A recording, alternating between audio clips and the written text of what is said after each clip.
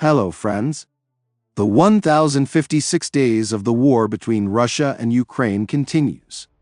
Today, Russia announced the capture of Neskuchne, which is south of Velyka Novosilka. The Russian Defense Ministry showed a video of the raising of the Russian flag in the village and announced the completion of its cleansing.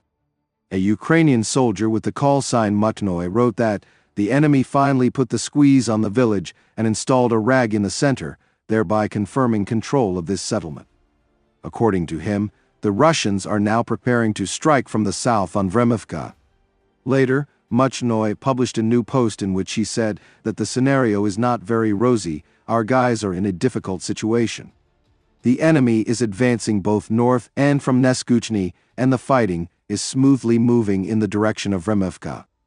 According to him, if the Russians take Vremivka, our garrison may be squeezed, and the exit will be under the pretext of surrender or resisting to the end.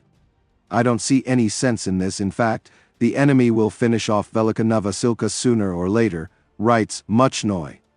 There was already a warning to surrender. Now the Russians have begun to work hard on the village. The situation is stalemate, our military man reports. The deep state map so far only shows a small area in the north of Neskuchne under Russian control, but the rest of it is already in the gray zone. Let me remind you that Neskuchne was liberated in June 2023 during the counteroffensive of Ukrainian troops on the southern front. Now near Velyka Novosilka, there is only one settlement left under the control of the armed forces of Ukraine, the already mentioned Vremivka.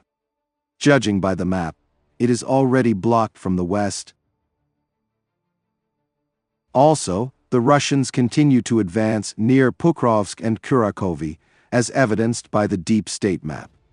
West of Kurakhove and Shevchenko, the Russians have already reached the outskirts of Vremivka, which is strategically important for controlling the highway to Zaporizhia. The changes we see on the map in the village of Shevchenko were commented on by the fighter Mutnoy. According to him, the situation in the Shevchenko area was not restored. The fighting was in the area of the farms. There is no talk of consolidation. He also reports that the enemy is trying to strike the eastern part of Udachne and is preparing a counterattack from the south to Kostiantynivka. Near Pokrovsk, the Russians have again advanced in the south, to the west in the direction of Udachne, to the north in the direction of Kotlyne, and to the east near Vozdvyzhenka in the direction of the highway to Kostiantynivka.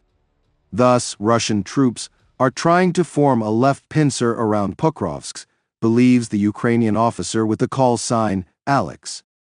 If until recently the enemy was moving in the Pokrovsk direction exclusively to the west, through fields and small villages, now in the Udachne-Kotlyne area, they are directing their efforts to the north in order to cut off the logistics routes to Pokrovsk from these positions from the west and form a left pincer around the city. More or less similar processes are observed to the east of Mirnohrad in the Vozdvyzhenka area. Pokrovsk and Mirnohrad are actually the only agglomeration that the enemy will try to take in one operation, writes Alex. Today, the scandal with the transfer to the assault infantry from the air defense and aviation forces has resumed in Ukraine. Air Force specialists are being actively transferred to the infantry, reducing mobile fire groups and exposing entire regions, said People's Deputy Bezygla. She claims that this is being done by order of Commander-in-Chief Sieski. Technicians, mechanics, and other specialists are being sent to the infantry. At the same time, more officers are being recruited to headquarters, Bezygla said. Following Bezygla, People's Deputy Goncharenko said the same. He added that not only aircraft technicians and mechanics are being taken to the infantry, but also those who detect air targets or teach them to detect them. At the same time, the military themselves began recording video messages about being transferred to assault groups. Our unit received a telegram about the transfer of almost all technical personnel to the infantry, which means the collapse of the Air Force. Previously, 250 people were already taken. Now they are planning to take another 250 people. The technical staff is being effectively destroyed, and without us, the aviation cannot function, the military says. Later, the General Staff confirmed the transfer of aircraft technicians to the infantry. Certain categories of personnel of the Air Force, as well as other branches and arms of the Armed Forces of Ukraine, after preliminary training in training centers, are being reinforced by the ground forces, airborne assault troops, and so on. The situation at the front is difficult. In many areas there is a shortage of infantrymen. The decision to strengthen the ground brigades on the front line, with servicemen from units of other branches and arms of the Armed Forces of Ukraine, is a forced step by the military leadership to strengthen our defense, the statement says.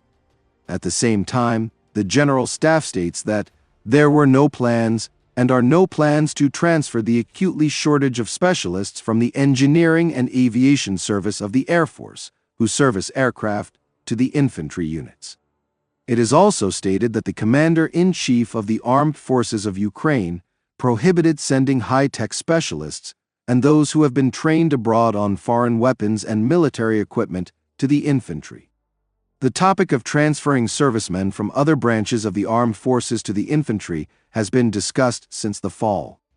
It was linked to a shortage of troops at the front and the inability of the Ukrainian army to mobilize the required number of recruits. And, apparently, the problem has not been resolved since then. Friends, I understand that the duration of events is becoming less relevant for you, but for me, the situation is only getting worse. Those who have been with me for a long time know that preparing reports on this channel has become my main job, and I have no other job for obvious reasons. Lately, the channel has had few views, so I ask for your help. If you have the opportunity to support me with a cup of coffee, I will be very grateful. Thank you very much for understanding and see you in the next video.